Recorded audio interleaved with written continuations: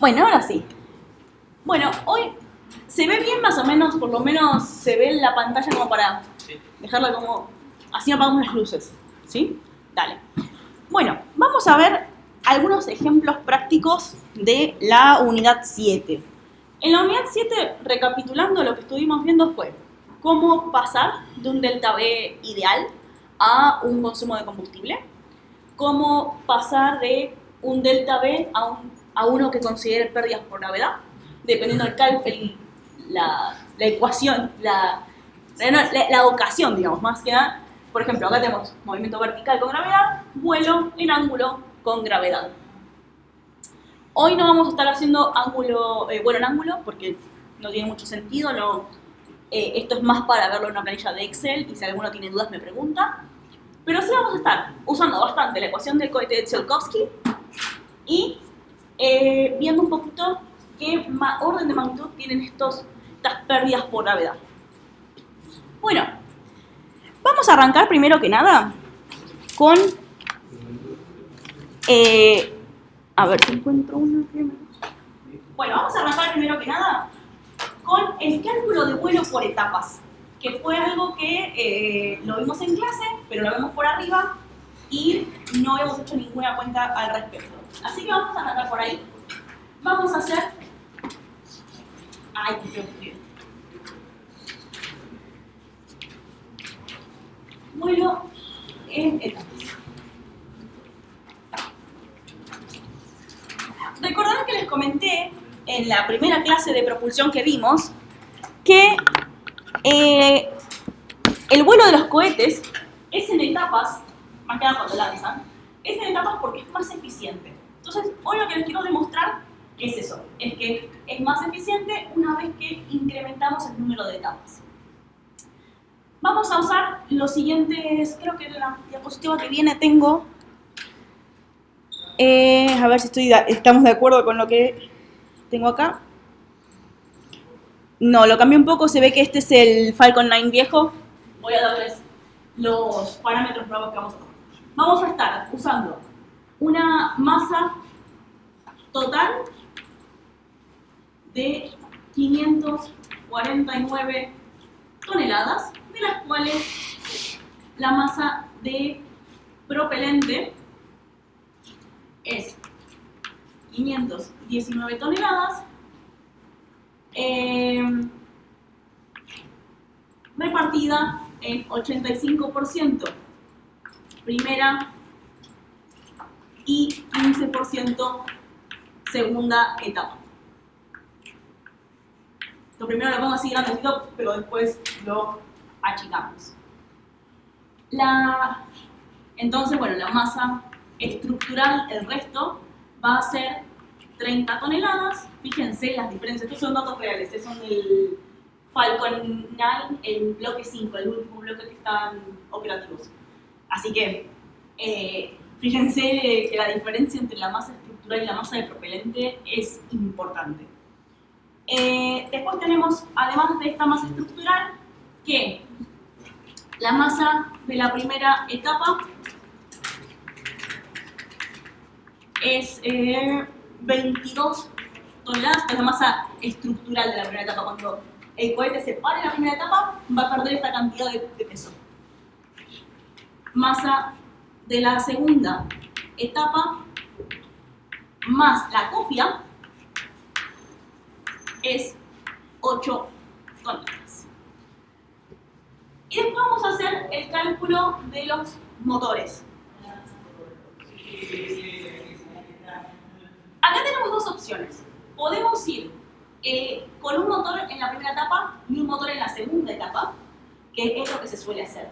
Pero en el caso de hoy voy a usar el mismo motor todo el tiempo para poder mostrarles que no es una cuestión de que el motor es más eficiente, sino que realmente es la cantidad de etapas lo que hace que uno incremente el delta B. Así que solamente por esta suposición, acá el motor, vamos a usar el Merlin 1D+, que tiene los siguientes parámetros de performance: un empuje máximo de 7.6 meganewtons, un ISP un empuje específico, perdón, impulso específico de 288 segundos, disculpen, 282 segundos, y un tiempo de ignición de 162 segundos. Uno acá lo puede ver fácilmente. Si uno hace la masa de propelente sobre el tiempo de ignición, obtiene el m punto. Y si uno, agarrando el m punto, agarra el empuje y hace empuje sobre m punto, también tenemos la velocidad de escape específica. Otra forma de obtener la velocidad de escape específica es haciendo ISP por G0. Que G0, como estamos probando en el planeta Tierra, G0 va a ser igual a 9.81 metros segundo cuadrado. Creo que no me olvido de nada. Si me olvido de algo, después se los aclaro. Por ahora, ¿alguna duda con los parámetros que vengo mencionando? La carga útil estaría dentro del problema. Mira, la carga útil acá habría que agregarla. Habría que agregarla a esta masa estructural. Porque la masa, obviamente, de la carga útil es lo último que vas a liberar. Es lo último que vos querés llevar a órbita. Este sería un cohete vacío. La realidad es que acá, ¿cuánto vas a agregarle? 4, 5 toneladas, no mucho más que eso. Entonces, para los cálculos que vamos a hacer, no influye demasiado. Pero si quieren le podemos agregar una carga útil. Acá no le puse ninguna. Podemos suponer más 5 toneladas de carga útil.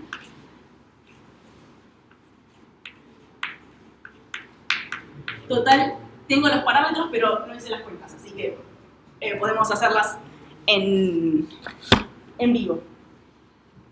Bien, con esto podemos empezar. Acá lo que queremos ver, vamos a hacer un caso 1, donde esta división no está, y vamos a tener una sola etapa. Es decir, vamos a tener una masa total en una sola etapa de 519 toneladas, una masa estructural total de 35 toneladas, perdón, pero una masa de propelente, es decir, de 519 toneladas, no sé lo que dije, pero... y vamos a tener un motor Merlin 1D, o sea, vamos a despegar con una masa total, acá tengo que sumarle unas 5 toneladas, una masa total de 554 toneladas, vamos a descartar mediante nuestro quemado 519 toneladas de propelente y vamos a llegar a órbita con todo. Bueno, a órbita o no, vamos a ver. No vamos a llegar a órbita seguramente, pero vamos a llegar al final de nuestro vuelo con toda la masa sobrante. Vamos a empezar a ver cuánto delta V podemos sacar de esta configuración. Entonces, caso 1, una etapa.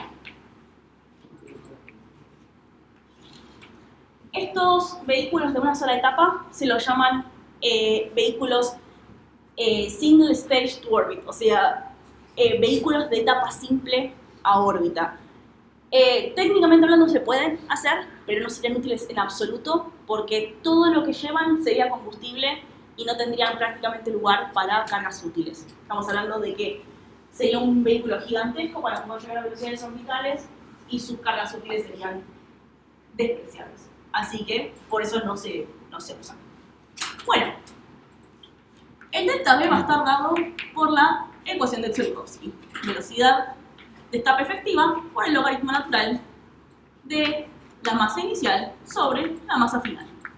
Acá es bastante sencillo porque nuestra VE no es otra cosa que el ISP por G0, la masa 0 es nuestra masa total de 554 toneladas y nuestra masa final es 35 toneladas, porque no tenemos que dividir nada, estamos haciendo una sola etapa.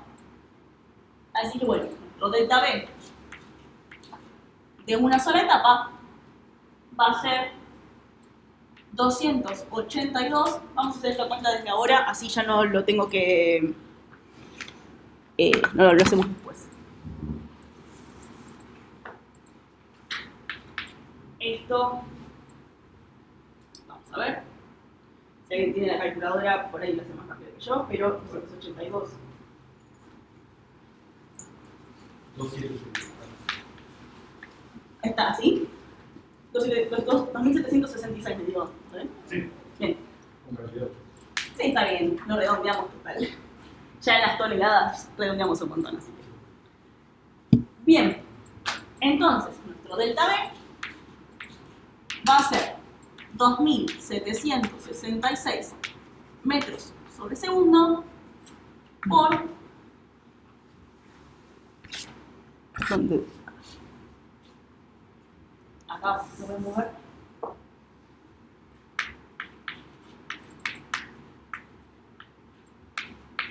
Por logaritmo natural de 554 toneladas sobre 35 toneladas. 7.640. 7.640. 7.640 metros sobre segundo. Bien. Entonces, este es nuestro delta B de referencia. Este es el delta B si tenemos una sola etapa. Ahora, para hacer un caso 2, donde tengamos dos etapas, yo acá voy a usar la distribución que aproximadamente usa Falcon 9, que es más o menos, porque esto no está publicado, pero la regla de las 5 dedos oscilantes, 85-15 es la distribución de propelente que usan. Vamos a usar esta proporción, pero 90-10, incluso 95-5 se puede llegar a ver. ¿Y cuánto? A ver, no, cuánto. Para diferentes proporciones vamos a tener diferentes eficiencias. Podríamos probar 50-50, podríamos probar 80-20, etc. Hoy voy a hacer solamente esta para mostrarles cómo da la diferencia, pero ustedes pueden probar otras si quieren. Borro esto, ¿sí? Vamos a dejar anotado por acá, por algún lado, este resultado de 7.640.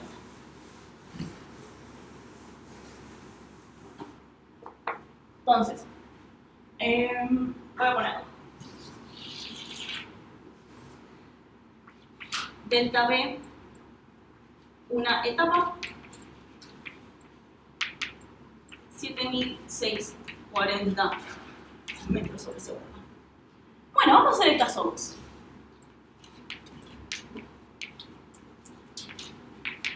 Vamos a hacer dos etapas, 85-15. Antes de empezar a hacer las cuentas, voy a hacerles una ilustración, un dibujito de cómo es la progresión de las etapas. Porque acá vamos a tener masas iniciales y masas finales para cada etapa, y son cada una diferente a la otra. ¿Por qué? Porque en el medio vamos a estar separando la estructura que ya no nos sirve. Entonces, vamos a arrancar con nuestro cohete completamente lleno. ¿Sí? Imaginación. 85-15. Lo puedo hacer un poquito más arriba, así se nota un poquito más la diferencia. Bien. Acá tenemos nuestro 15% y nuestro 85%. Este va a ser nuestro caso inicial de la primera etapa. Entonces acá, nuestra masa 0, 1, es decir, nuestra masa inicial en la etapa 1, va a ser todo. Va a ser nuestros 554 toneladas. Ahora, ¿cuál es nuestro caso final en esta parte? ¿Alguien? 85. Exactamente. Entonces, nuestra primera etapa va a terminar de esta forma. Entonces, vamos a tener el 15%, pero ya no tenemos el 85%. Entonces, ahora vamos a hacer que la masa final, 1, va a ser igual a... bueno, eso va a contar. Porque no, lo separé en 85-15, pero no hice la cuenta así, por 0,85.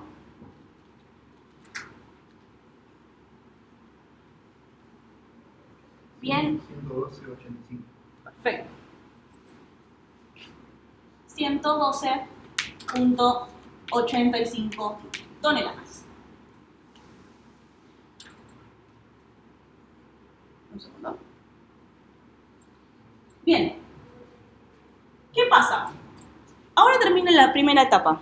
Cuando arranca la segunda, además de tener menos el 85% de nuestro combustible, vamos a tener que descartar esa primera etapa.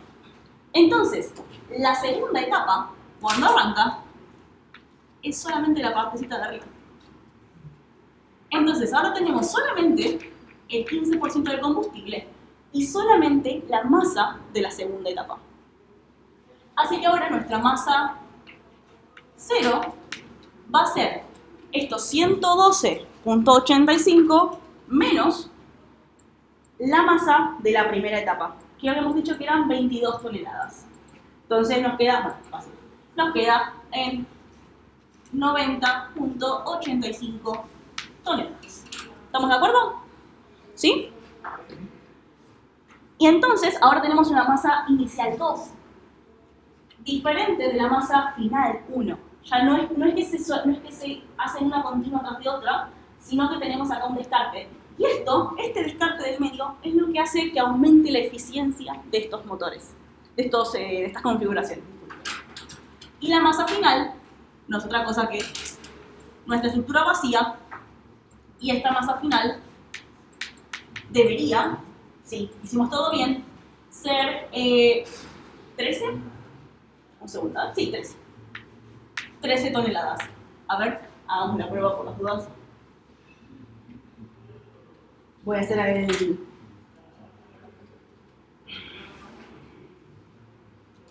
Sí, menos 90.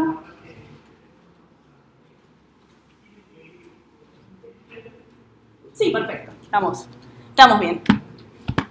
Esta segunda parte es la masa de la segunda etapa, la cofia y la masa de la carga útil que pusimos por acá de 5 toneladas. Ahora, hay muchos cohetes que entre la primera etapa y la segunda etapa también expulsan la cofia, o al menos en algún momento intermedio. Es decir,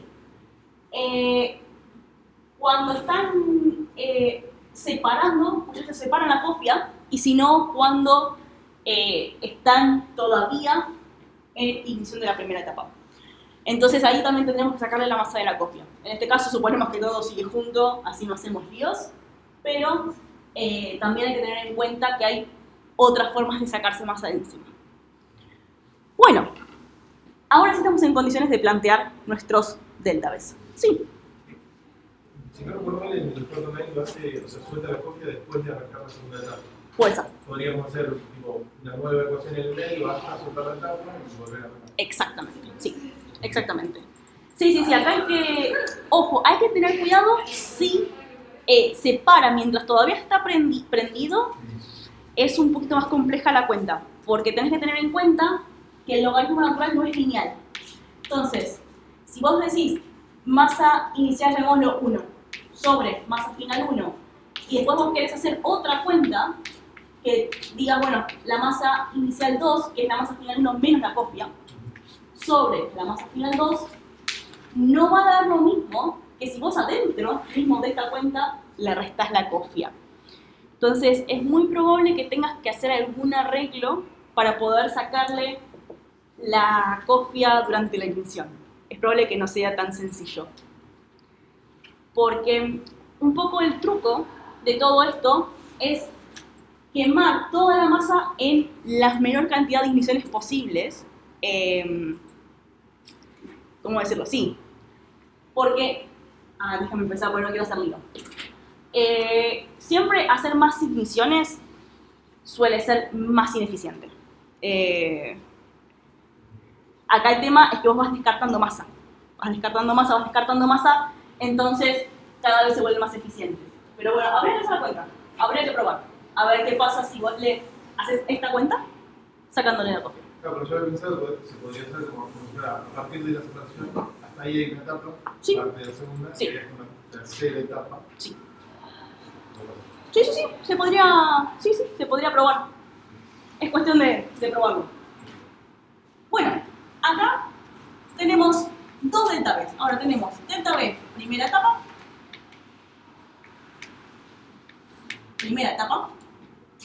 y un delta B de segunda etapa. Y estos dos delta B se van a sumar. Así que van a ver que la primera etapa va a dar un delta B menor, pero cuando sumemos el segundo, se nos va a incrementar el total. Acá tenemos nuestro BE, logaritmo natural de masa 0, 1 y de masa final 1. Y del otro lado, masa inicial 2 y masa final 2.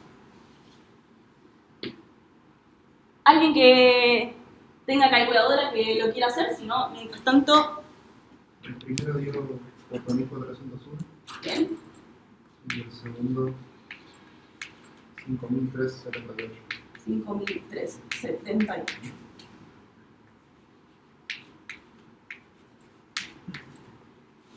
Bien, fíjense que individualmente, obviamente nos va a dar menos porque estamos expulsando menor cantidad de masa, pero la suma representa un incremento importante en nuestro delta B. Entonces el delta B total,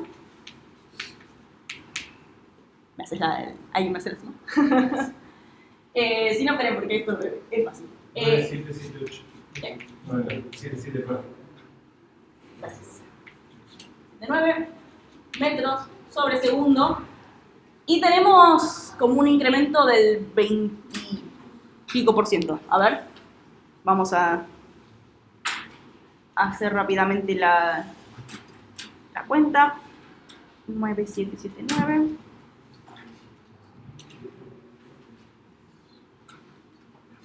¿27% me está dando? ¿Puede ser? 27% de incremento. Entonces, este es nuestro delta B con dos etapas, con una distribución de 85-15% de la masa del propelente. Acá podemos hacer 3 etapas, podemos hacer 4 etapas, podemos hacer 90-10, 80-20, podemos hacer 70-20-10 en 3 etapas, etc. Acá podemos jugar un poco. ¿Y qué pasa? Acá lo hicimos todo con el mismo motor, con un motor Merlin 1D+, que es básicamente el motor que se usa a nivel del mar, pero después, a nivel fuera de la atmósfera, en vacío, se suele usar el Merlin 1D Vacuum, vacío, más. Entonces es un motor especialmente diseñado para operaciones en vacío. Es mucho más eficiente que este motor en vacío, porque este tiene un ISP de 282, pero si no mal no recuerdo, en vacío no es tan bueno. A ver, creo que lo tengo acá. Bien. Este tiene 282 a nivel del mar, 311 en vacío, pero el ISP del Merlin de vacío es 348 segundos en vacío. Entonces, fíjense que es un 10% de incremento con respecto a la operación de este. Pero es como un 50% mayor si nosotros considerásemos directamente en esta segunda etapa el motor de vacío. Así que en realidad esto es un delta B aún mayor, lo que pasa es que estábamos considerando siempre el mismo motor. Así que bueno, ¿qué era lo que quería llegar? Estas separaciones obviamente le aportan eficiencia ya de por sí, pero si además lo combinamos con motores que están especialmente diseñados para las etapas de operación, este incremento no va a ser del 25 o del 30%, puede ser hasta del doble. Así que bueno, es interesante jugar no solamente con la separación de etapas, sino también con los tipos de motores que usamos. Eso es todo lo que les quería comentar de lo que es vuelo por etapas. ¿Alguna duda, consulta, algo que quieran que probemos en el pizarrón? ¿No? ¿Estamos? Bueno, entonces, con esto les dejo acá la demostración de el vuelo en etapas. Algo que les quería comentar es que el vuelo por etapas se vuelve más eficiente, como les decía, porque la diferencia entre la masa inicial y la masa final es cada vez es menor que antes, entonces la suma de ambas nos va a dar mayor, porque estamos en la parte que se inclina rápido del logaritmo, básicamente, la parte con mayor derivada. ¿Sonia? Sí. ¿Qué valor de B usábamos? DBE, Sí. estábamos usando un ISP de 282, así que 282 por 9,81 es nuestro BE. 276. 276, perfecto.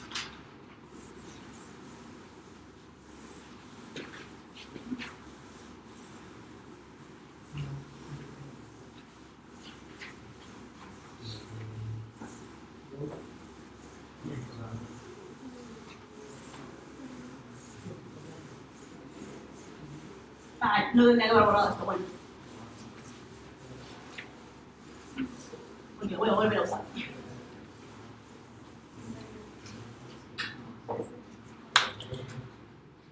Bueno, un segundito.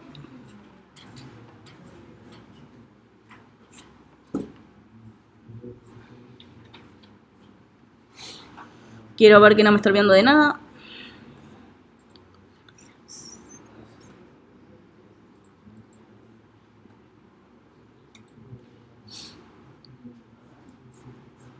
Bien.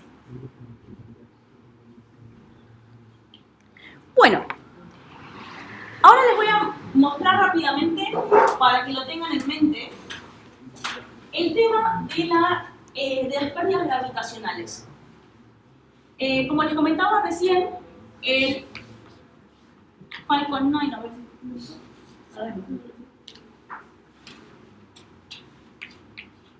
el Falcon 9 con el Merlin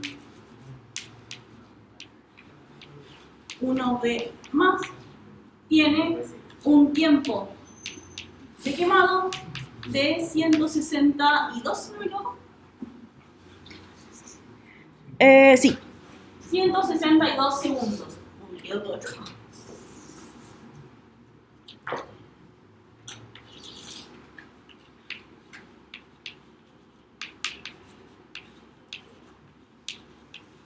Ya habíamos quedado que nuestro delta V ideal era de 9.779 metros por segundo. Ahora, este es nuestro delta V ideal. Acá estamos considerando 100% Tsiolkovsky, no existe la gravedad, no existe la atmósfera, no existe nada. Vamos a hacer una cuenta bastante perjudicante, ¿no? Bastante conservativa, de qué pasaría si en los 162 segundos fuéramos siempre vertical, cuánto delta V perderíamos. Después, o si quieren, en vez de hacer eso, vamos a hacer que la mitad del tiempo, así no es tan irrealista, hagamos 86 segundos de pérdidas gravitacionales, a ver cuánto perdemos. Entonces,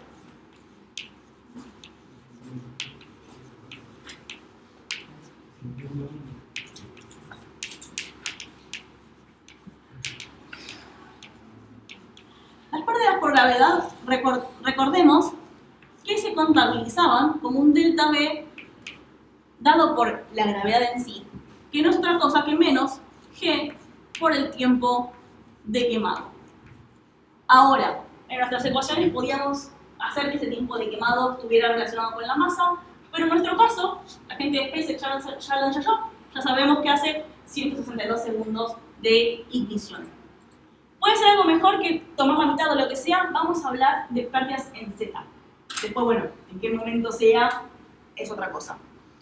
Así que, si nosotros tenemos un delta B,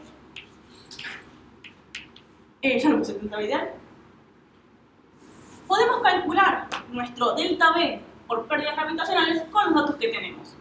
Y acá no va a ser otra cosa que 981 por 162, acá esto en Z, que nos da, lo tengo acá anotado para no hacer la cuenta, nos da 1570, ¿puede ser? 1590. Sí, en 62, sí. Bien, 1590 metros por segundo, no, vamos a poner menos, 1590 metros por segundo en Z. Es decir, esto es lo que perdemos, pérdidas en BZ. Fíjense que si nosotros tuviéramos un caso extremo, donde los 9800 prácticamente de delta B que tenemos lo aplicamos de forma vertical, estamos hablando de una proporción interesante, casi un poquito menos del 20%, pero 15% más o menos, de nuestro delta B se está yendo en pérdidas gravitacionales. Por eso es que, obviamente, primero que nada, queremos hacerlo lo más horizontal posible para perder la menor cantidad de esta delta B posible. Y después fíjense que por eso uno puede usar el giro gravitacional para perder esa velocidad vertical y terminar completamente horizontal. Porque fíjense que la magnitud es importante, es grande. Ahora, también tenemos que tener en cuenta, como les decía, ¿no? Que una vez que nosotros estamos en horizontal, estas pérdidas ya no influyen de la misma manera porque hay que hacerlo como proporcional a lo que estamos, a nuestra velocidad relativa. Pero bueno, es una buena forma de visualizar por qué es importante a los vuelos de bajo empuje incorporarles un extra de delta B para tener en cuenta estas pérdidas gravitacionales que en general uno no las tiene en cuenta cuando hace el cálculo por Tsiolkovsky. ¿Sí? Más o menos, ¿se entendió? Buenísimo. Bueno, esta es una cuenta sencilla, pero a veces uno se olvida de hacerlo y uno nunca toma magnitud de cuán grandes son las pérdidas por la gravedad. Entonces, cuando uno considera el delta B necesario para salir de la Tierra, tiene que tener en cuenta que no solamente tiene que alcanzar velocidades orbitales, sino también que tiene que vencer la gravedad. Bueno, se me pasó acá. Vamos a hacer un último ejercicio para lo que es propelente. Vamos a estar viendo, voy a tomar como ejemplo el motor de Dawn, que es la misión esta que menciono todo el tiempo, que fue a Vesta y Ceres.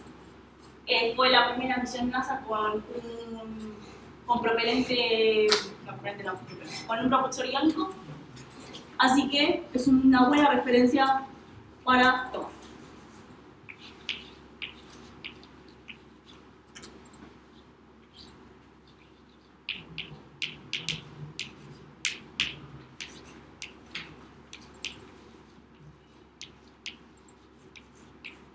Dawn usó propulsores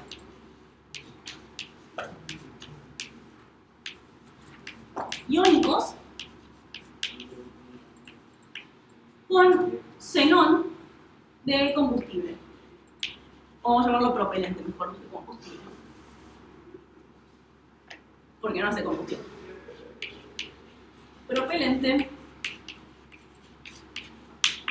xenón. En la página de la NASA mencionan que usan xenón porque es un material que molecularmente es bastante pesado, así que genera de forma relativa altos empujes. Y además es fácil de compactar, qué sé yo, es como que dicen que es fácil de manipular en las naves. Así que tiene 3 propulsiones. Tiene 3 propulsores. Pero solamente usa 2. Uno era de repuesto, por las dudas que uno fallara. Así que tenemos propulsores iónicos con xenón de propelente. Y la verdad es que ahora que terminó la misión, NASA empezó a agregar información, así que encuentran masa de combustible, masa del sistema eléctrico, todo. Así que vamos a hacer un poco el datasheet, digamos, de nuestro propulsor. Tenemos un flujo de masa de 3.25 miligramos por segundo. Miligramos por segundo. Esto en máximo empuje.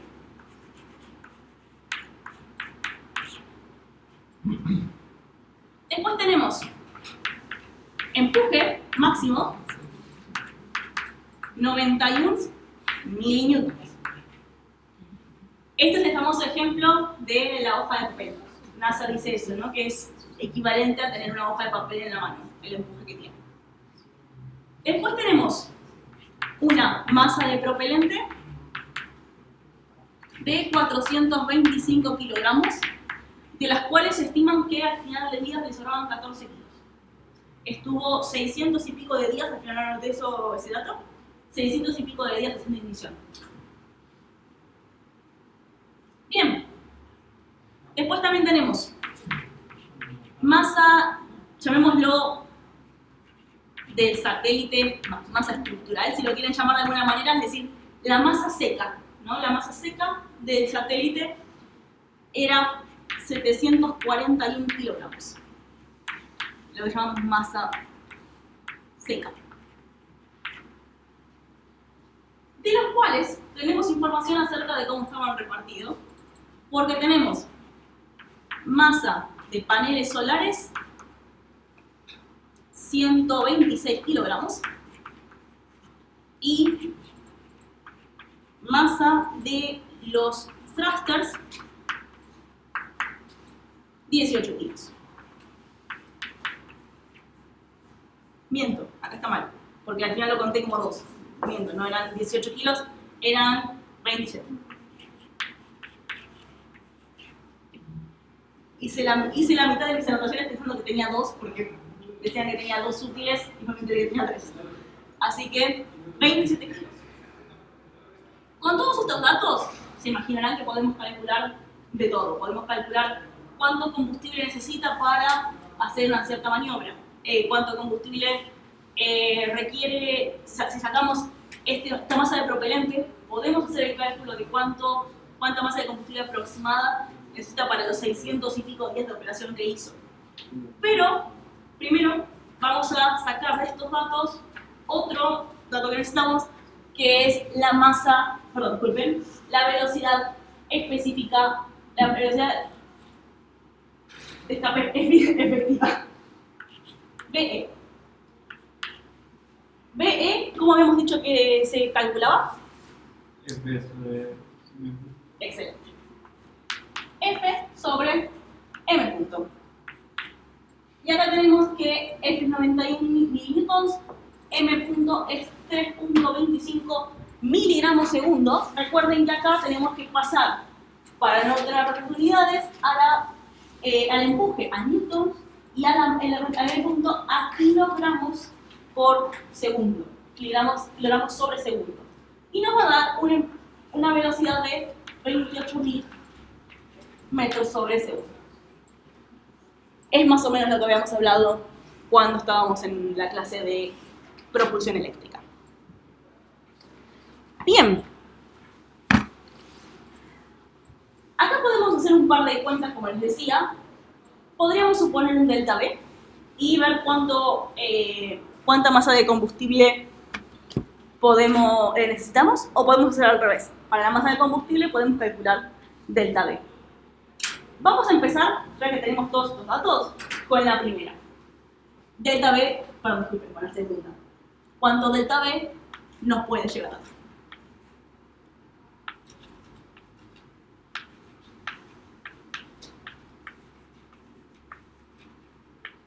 ser, como hicimos antes, delta V igual a la velocidad de escape específica por el logaritmo natural de la masa inicial sobre la masa final.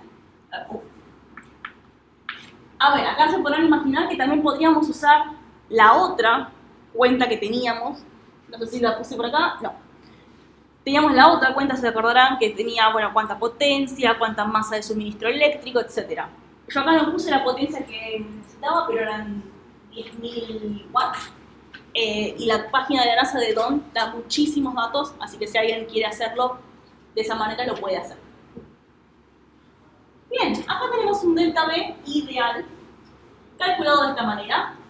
Entonces, podemos hacer nuestra velocidad de 28.000 metros por segundo y hacemos la masa inicial, que fue de 741 más 425, porque esto es masa seca. Entonces tenemos 741 más 425 dividido, vamos a suponer que lo completó todo, así que nuestra masa final es la masa seca del satélite, 741, logaritmo natural, por 28.000. Y tenemos unos sorprendentes 12.693 metros por segundo de delta V. ¿Qué pasa? Como lo vimos recién, buena parte de este delta V se va a consumir en pérdidas gravitacionales. Podemos suponer que hasta un 50% de... No, hasta 50% no. Sí, sería... Un segundo, ¿no? 1.5... Sí. Sí. 12.765. Entonces por ahí le pifian algún número. Bueno, va por ahí. Si suponemos que tomamos un margen de 1.5 en el delta V ideal, estamos sacándole prácticamente, no el 50%, pero casi, en pérdidas gravitacionales. Podría ser 10%, 20%, 30%, según cuánto tiempo esté haciendo ignición. Con 600 y pico de días, sería inútil hacer G por 600 y pico de días porque no estamos haciendo ignición vertical, pero sí podemos suponer que en realidad el delta V utilizable estuvo más en el orden de magnitud de delta V ideal sobre 1.5 o 1.4. Y esto nos va a dar 8.000 y pico. 8.000.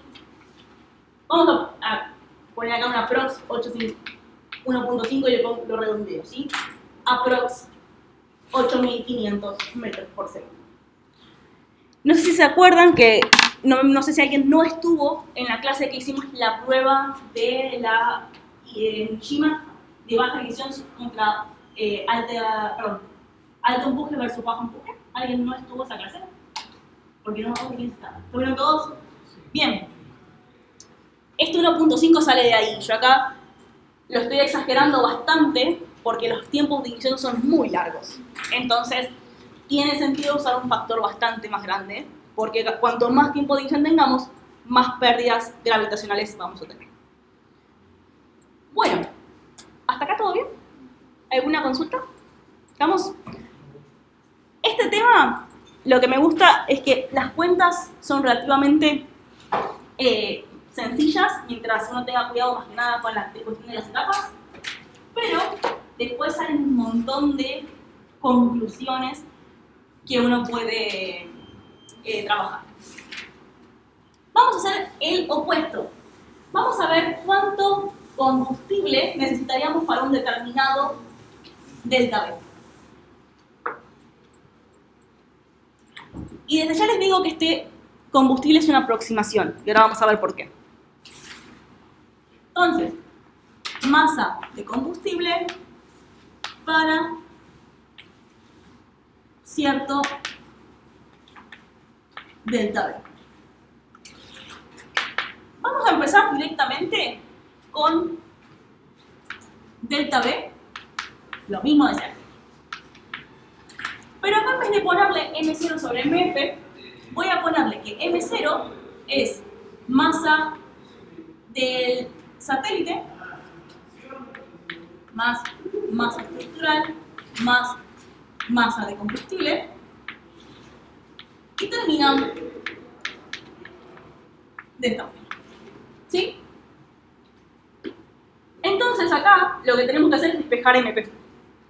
Pasar todo esto por el otro lado y hacer la cuenta para MP. Entonces vamos a terminar con E a la delta B sobre BE por... Vamos a llamarlo esto... Bueno, lo voy a poner así, pero... Ahora lo cambiamos de nombre. Así... Y después le... No me quiero equivocar. Menos...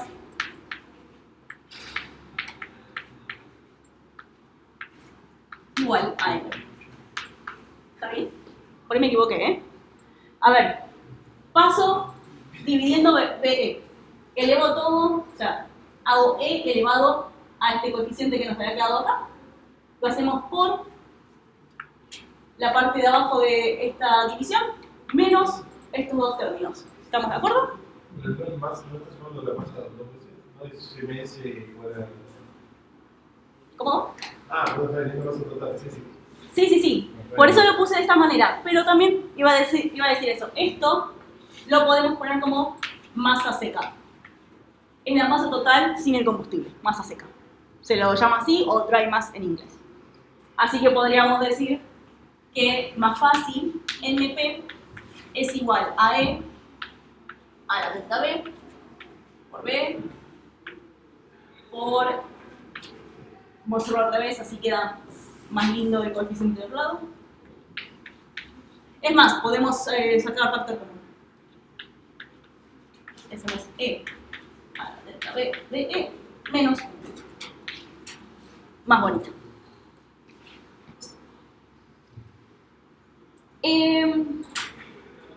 A ver, acá en todo esto puede haber alguna que otra aproximación, porque por supuesto, más que nada, en la parte de motores eléctricos no estamos considerando este G por T. Pero si nosotros incrementamos el delta B que habíamos calculado originalmente por lo que sea, Pachconics, Coman, lo que ustedes quieran, toman eso por 1.2, 1.3, 1.5, depende en qué momento sea, ya tendría que estar más o menos considerando esta diferencia, porque este término, si nosotros lo hiciéramos con pérdidas, sería E a la delta B más G por T sobre B. Entonces, acá básicamente lo que estamos haciendo es, en vez de poner este G por T, multiplicar nuestro delta B ideal por este coeficiente. ¿Estamos? ¿Se entiende? ¿Sí? Si no, me avisaré porque lo vuelvo a tratar de explicar de otra manera. ¿Sí? Así que bueno, siempre hay que considerar que si delta B es ideal, hay que multiplicarlo por A.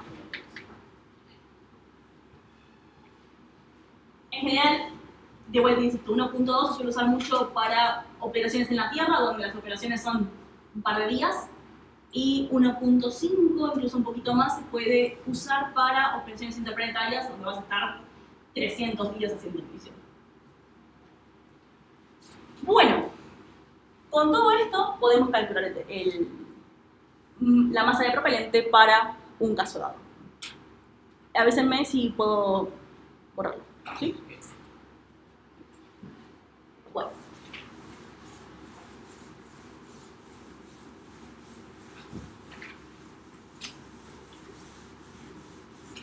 Entonces, habíamos quedado que MP es igual a E...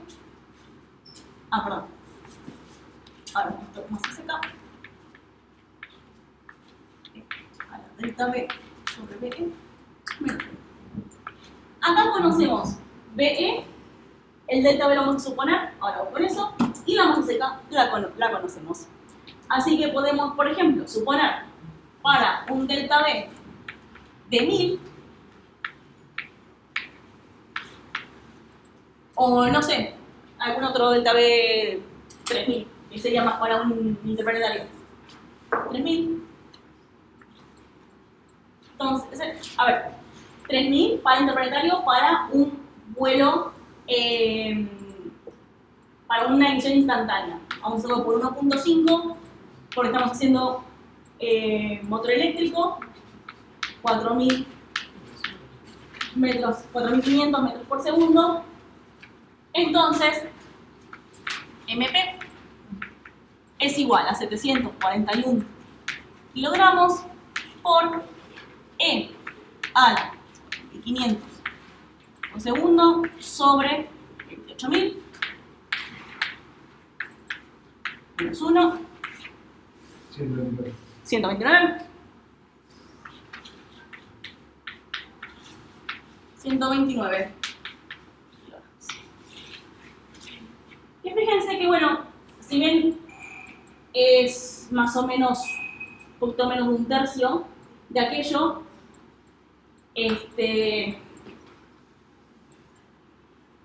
me hace un poco de ruido. Un segundo, ¿no? Me suena muy poco. 129, pero bueno, cualquier cosa, si hay algún error de cuenta, lo revisan. Pero básicamente esta es la forma de estimar la masa de propelente.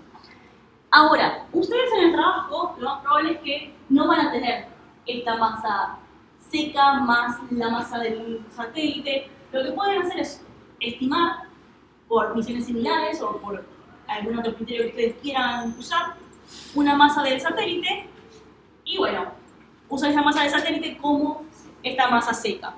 Por supuesto, después en un estudio mucho más detallado, la masa seca probablemente termine aumentando, o ustedes pueden decir, bueno, le pongo un 20% más para tener en cuenta todo aquello que no estoy considerando. Va a terminar aumentando porque hay que ponerle los tanques, hay que ponerle el motor en sí, hay que ponerle los paneles solares, hay que, etc. Si ustedes toman una misión donde ya saben que se incluyen los propulsores, los paneles solares, todo eso, pueden justificar un no incremento por ese lado. Pero bueno, son cuentas bastante sencillas.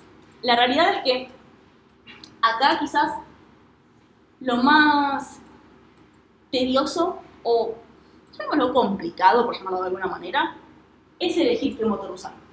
Y no solamente en el trabajo integrador, me refiero en general. Las decisiones de qué motor usar no suelen ser sencillas porque no vas a tener una única opción. Vas a estar evaluando propulsor iónico versus alguno de hidracina versus alguno de hipergólico, etc. Entonces vas a tener varias opciones y no son solamente delta B o masas de combustible, sino también criterios operativos. Pero bueno, en principio esto es un buen punto de inicio. ¿Sí? Bueno, creo que con eso, a ver, déjenme ver, sí. Fui rápido, disculpen. Con eso básicamente era todo lo que les quería mostrar. No sé si tienen alguna duda en particular de algo que quieran ver. Si no, sí. Sí. Si fuera, en este caso, usar un satélite de esta masa, Sí. de masa seca, pero fuera con un propulsor de combustión, Sí. ¿hay alguna relación con respecto al combustible más o menos, o simplemente depende de la misión? Bien, vos decís qué tipo de combustible se usa. Me refiero a cuánta masa de combustible más allá del viaje en sí, no sé si habrá alguna proporción. Bien, sí. En general, si vos vas a usar propelente químico, se suele usar casi 1 a 1. Es decir, si tenemos 2000 kilos de satélite, tenemos 2000 kilos de propelente. Es muy común, es más, es muy común ver misiones que tengan más masa de propelente que misión en sí. Es decir, no sé, 2000 kilos más 3000 de combustible. Es bastante común. En este tipo de misiones, este llevaba una barbaridad de combustibles. 425 es un montón. Pero sí, la mitad o un cuarto es más común. Hay muchas misiones, por ejemplo, creo que Bepi Colombo, no quiero decir pavadas, pero creo que Bepi Colombo lleva algo así como 200 kilos, no 400. También tiene menos empuje. Así que hay que tener en cuenta eso. Pero sí, si están haciendo propulsión química, 1 a 1 y incluso un poquito más es usual. Si están haciendo propulsión eléctrica, hasta la mitad. Más que eso es inusual.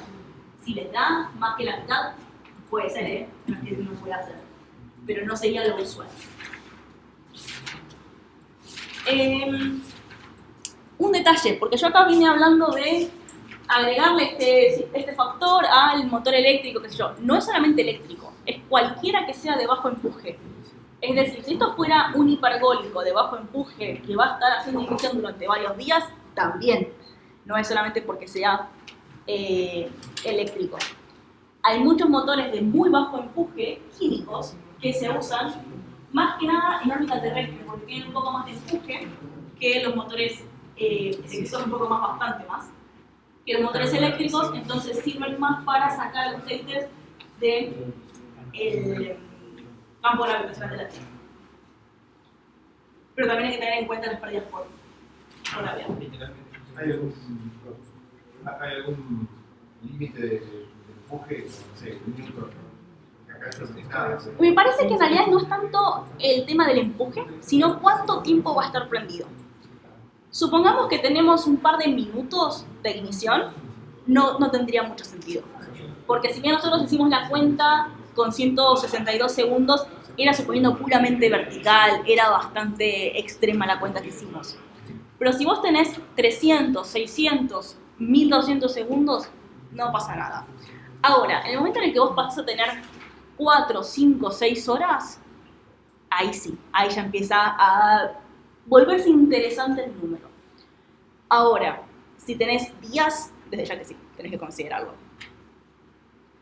¿Qué pasa? En general, si vos tenés un motor como el Falcon 9 y lo haces actuar durante 4 horas, vas a estar viajando a la velocidad de la luz. No sé, habría que hacer la cuenta de cuánto estarías.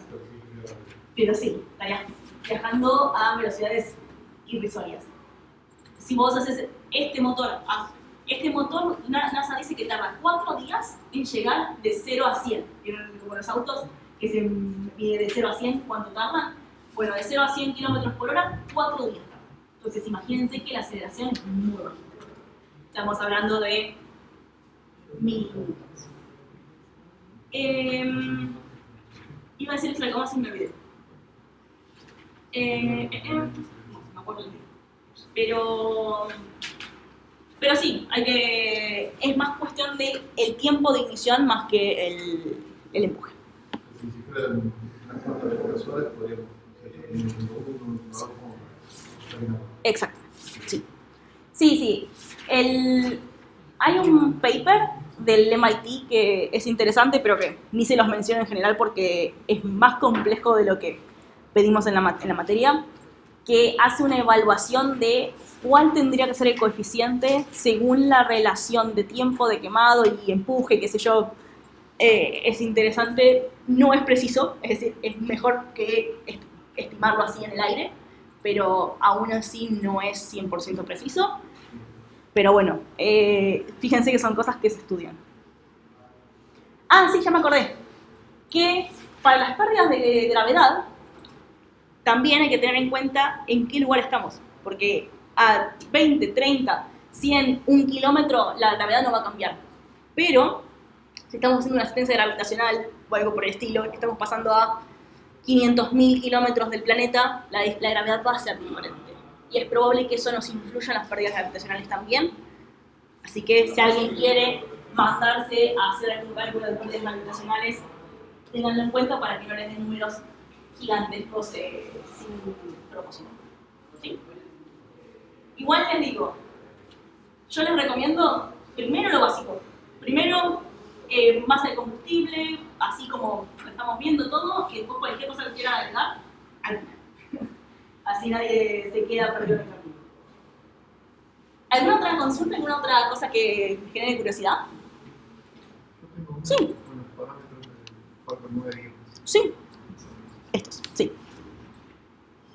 No está. No, el impulso específico, porque vi el tiempo de quemado y lo confundí con eso.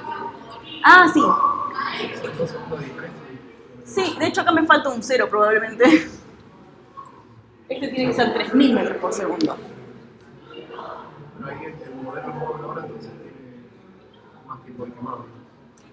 Tiene 2 segundos más de quemado y tiene más empuje, 7.6. La masa cero es prácticamente la misma. Bueno, acá yo consideré 3 toneladas de satélite. Sí, el resto es prácticamente lo mismo. Específico tendría que ser mejor. ¿Sí? El impulso específico de este es mejor, sí, O sea, de nuevo. del nuevo. El modelo. Déjame pensar. Sí, es mejor. Totalmente. Ojo, habría que ver, porque ya que puse 3000 tendría que ser, no 300. 3000 metros por segundo, redondeando, acá sí yo lo saqué más precisos. Porque acá está dando 2766, habíamos visto que daba el impulso, disculpa, la velocidad de escape. Pero como tenemos un poco más de tiempo de quemado, nos da a entender que es más eficiente. El tema es que por ahí la relación, si vos realmente tomas 3000, te va a dar mejor este. O sea, ahí tendría que jugar un poquito en el tiempo de quemado, que por un lado tendría que ser corto, Sí, a costa de mayor empuje. exacto, sí. A ver, en realidad el empuje solamente te va a interesar en, sí está bien, en tiempos de quemado y en, déjame pensarlo. Es todo un juego, sí, es todo un juego de varias variables, sí. Porque tenemos, estaba pensando en el aire, por eso por un lado tenemos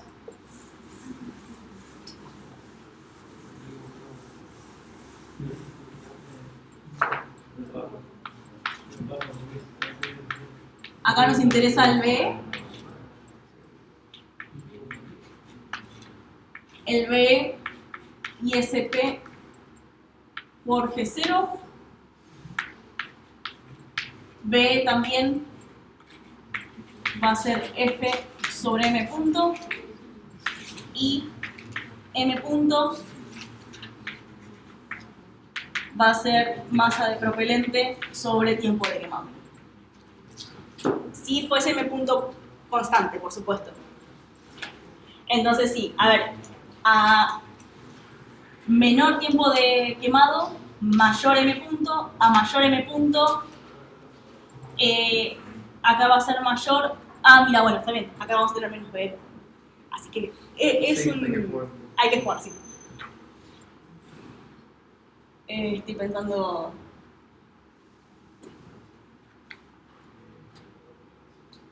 Sí.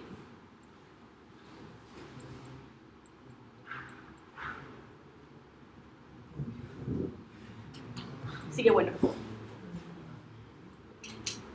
Pero también hay que tener en cuenta que todo esto lo estamos diciendo cuando nosotros decimos que queremos menos tiempo de quemado y todo eso, que acá atrás vamos a tener un menos GT. Menos G por tiempo de quemado. Entonces ahí sí. Sí. Entonces, a menor tiempo de quemado vas a tener un poquito menos delta B, perdón, de BE, pero también tenemos menos pérdidas.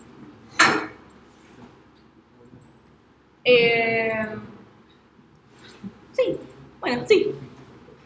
Perdón, entonces, esto, o sea, consideramos que este motor eléctrico mágicamente pudo salir de la Tierra, si ponemos el tiempo T. Bien, no, claro, yo acá estaba comentando solamente el caso donde vos estás haciendo una salida con el Falcon 9. Claro.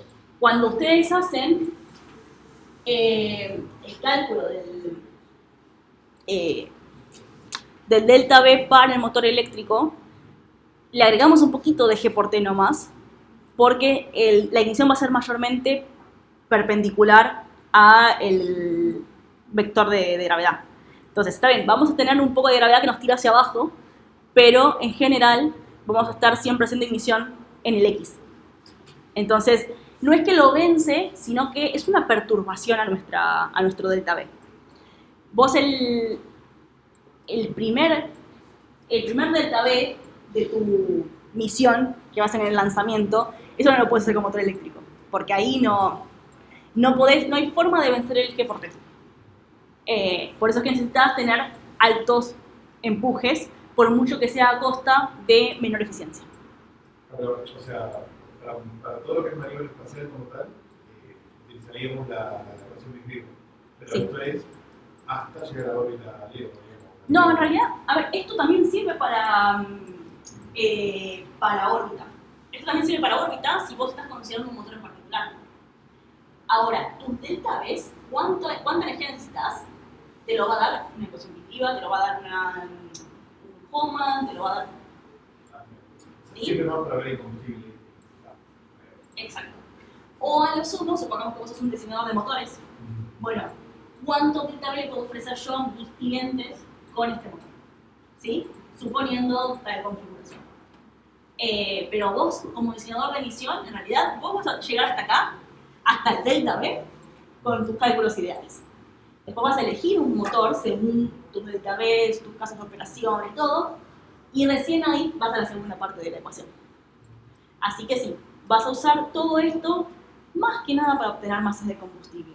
Yo acá di toda la vuelta también porque, bueno, para poder mostrarles lo del vuelo en etapas y todo eso, que si no, no tengo cómo mostrárselos. Pero para el trabajo integrador, solamente van a estar, por eso les pido masa de combustible. ¿Sí? ¿Alguna otra consulta? Bueno, entonces no tengo mucho más que mostrarles porque lamentablemente simularlo en MATLAB, disculpen, en GMAT es prácticamente imposible. Se puede, pero difícil hacerlo realista. Así que bueno, hasta acá llegamos con parámetros de performance y todo lo que es propulsión. La semana que viene voy a estar mostrándoles algunos ejemplos más con la unidad 5. Volvemos de vuelta para atrás a lo que es trayectorias interplanetarias. Con un poco de suerte hacemos algunas simulaciones y todo eso de las trayectorias. Y cualquier otra duda que haya, avísenme, así lo vemos también, ya sea miércoles o jueves. Así usamos la semana que viene como, ya vemos las consultas finales así en clase. Después, el resto de las semanas ya es más cada uno que hace consultas por su parte. ¿Sí? Buenísimo.